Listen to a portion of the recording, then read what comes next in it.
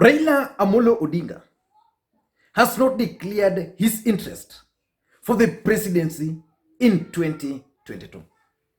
But his supporters are expecting the name Raila Amolo Odinga to be on the ballot in 2022. His opponents also believe that Raila Odinga is going to contest for the presidency in 2022. But what are the political prospects of Raila Amolo Odinga ahead of 2022 general election? That's one question which most Kenyans are currently asking. Will Raila Odinga finally succeed in his bid for the presidency, or will he fail again? Because one thing we know for sure is that for one to be declared the president of the Republic of Kenya, he must have three things. The first thing they must have is what I call people. Because constitutionally, for you to be declared the president of the Republic of Kenya, you must garner 25% of votes in half of the counties.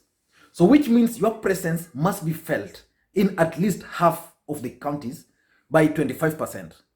And in the last 3 elections Raila Odinga has participated in, he has always reached that threshold. So he can, based on that. Then the second thing is that you must control a political party. Of all the presidential candidates already, because 2 have declared, there's William Ruto. William Ruto doesn't have a political party as we speak now. And then the other one is Musalia Mudavadi. Musalia Mudavadi has a political party, ANC party. But is ANC party national party? In my view, ANC party is a Vihiga and Kakamega-based political party. And if you are doubting me, I want to challenge you to produce for me the list of officials of ANC party and the counties they are coming from. Because I know Mudavadi comes from Vihiga. I know the deputy party leader, Savula, comes from Kakamega. I know the Secretary General of ANC party comes from Vihiga, Moloka. I know the chairman of ANC party, who is based in Mombasa, comes from Vihiga. And several other officials. But for William Ruto, for him, he can form a political party and make it a national party anytime, any day. So Raila Odinga has a political party, which is tried and tested. So for that, he qualifies. And the third thing you must have for you to be declared the president is what I call the system. You can have the people voting for you, meeting all the thresholds, like Raila Odinga did in 2007, won the votes, everything, but it was not declared. You can have a political party like Raila Odinga had in 2007. I'm not talking of 2013 or 2017. I'm talking of 2007. In 2007, Raila Odinga had a political party which won most of the majority parliamentary seats. It also won the councillors, most councillors. But still, the system decided not to allow Raila Amolo Odinga anywhere near the presidency. So as things stand today, out of those 3 things, which one must have, I can bet Raila has 2. But I cannot bet on the system. And that takes us to the question, what are the political prospects for Raila Amolo Odinga ahead of 2022 general election? In my view, to answer that, we have to look at the factors which are going to determine the prospect of Raila Amolo Odinga, or whether Raila Odinga will become the president of the Republic of Kenya or not. The first factor, in my view, is the handshake. In March 2018, President Uhuru Kenyatta and Raila Odinga shocked this country when they had that handshake at Harambee House. And that handshake changed the political landscape in this country completely.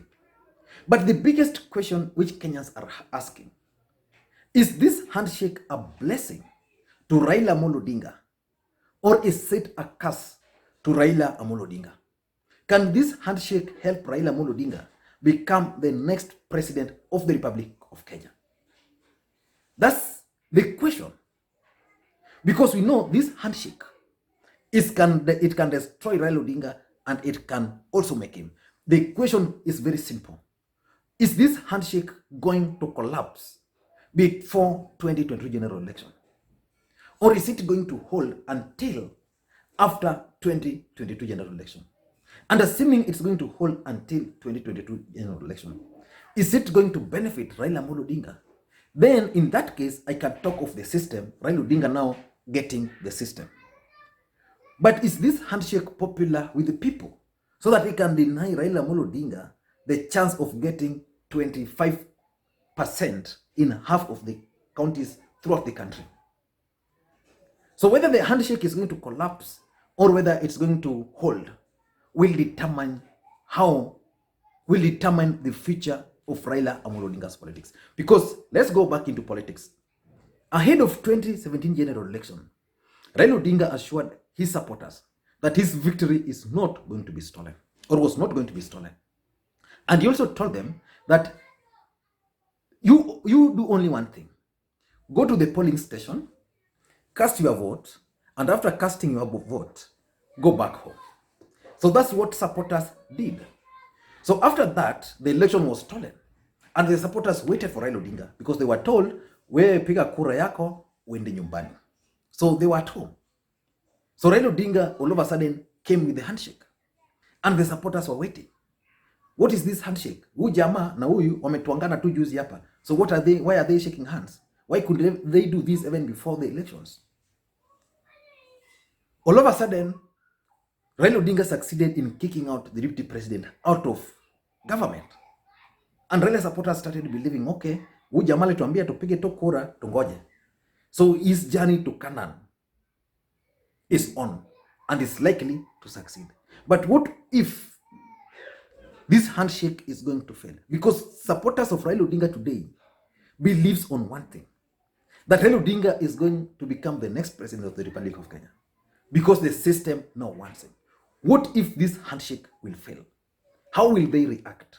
And how is it going to impact on Raila Amolo Odinga? That's the answer I want you to give me on this video. But the handshake is going to determine the future of Raila Amolo Odinga in politics. Number 2 is what I call the Building Bridges Initiative. And for those who've been following the politics, in my view, the Building Bridges Initiative is being engineered or is being driven by two individuals, Uhuru Kenyatta and Raila Amolo Odinga. And these two gentlemen are politicians. And all politicians do one thing in common. They first consider their interest. So what is Raila Odinga's personal interest in this Building Bridges Initiative? And what is Uhuru Kenyatta's personal interest in this Building Bridges Initiative? Is Uhuru Kenyatta's interest in this BBI is to use Raila Odinga to help him pass the Building Bridges Initiative. Then after that, he can now jump and support someone else. And what is Raila Odinga's interest in this? Is he keen on solving the problems facing this country, like in exclusivity and inclusivity? And once that's achieved, then he can decide to go to Bondo and rest. Those are the questions. So this Building Bridges Initiative, in my view, is also going to determine the future of Raila Amolo Odinga. Today, Raila Odinga is supporting the Building Bridges Initiative with all his energy, with all his efforts. Now, assuming this Building Bridges Initiative is going to be defeated, either in parliament or not, if not parliament, let's say it's defeated through a popular initiative, that will mark the end of Raila Amolo Odinga and his politics. But if the Building Bridges Initiative is going to pass overwhelmingly, Kenyans are going to vote for it, then rest assured that's going to mark the beginning of Raila Amolo Odinga's presidency in this country. So the Building Bridges Initiative is also going to determine the future of Raila Amolo Odinga in politics. Number 3 is Uhuru Kenyatta's personal interest. What is Uhuru Kenyatta's interest with Raila Amolo Odinga?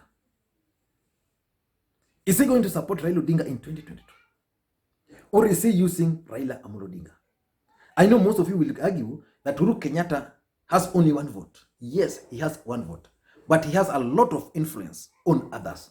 There are people who will not vote. Matiba did not vote at some point. He told people to burn their voting cards. And many people heeded to that call. Uhuru Kenyatta today can tell his people, go and vote for Raila Odinga. Some of them will not, but majority of them will go there. If Uhuru Kenyatta is planning to use Raila Odinga to pass the Building Bridges initiative, then he becomes the prime minister. Then he can say, okay, now I'm the prime minister. I can now form an alliance with Gideon Moi and Kalonzo Musyoka. That's also going to determine the prospects of Raila Amolo Odinga. So Uhuru Kenyatta as an individual is going to determine the prospect of Raila Odinga, politically speaking. And again, being the president of the Republic of Kenya, he controls the instruments of power. But something tells me that Uhuru Kenyatta might be keen on supporting Raila Amolo Odinga in 2022.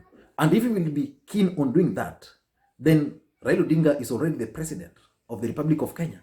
But if that's not, if that's not his intention, then Raila Odinga is going to go home early in the morning. But something tells me that Uhuru Kenyatta is keen on Gideon Moi. He wants Gideon Moi to become the president. But Uhuru Kenyatta is well aware that Kenyans are going to reject Gideon Moi in 2022.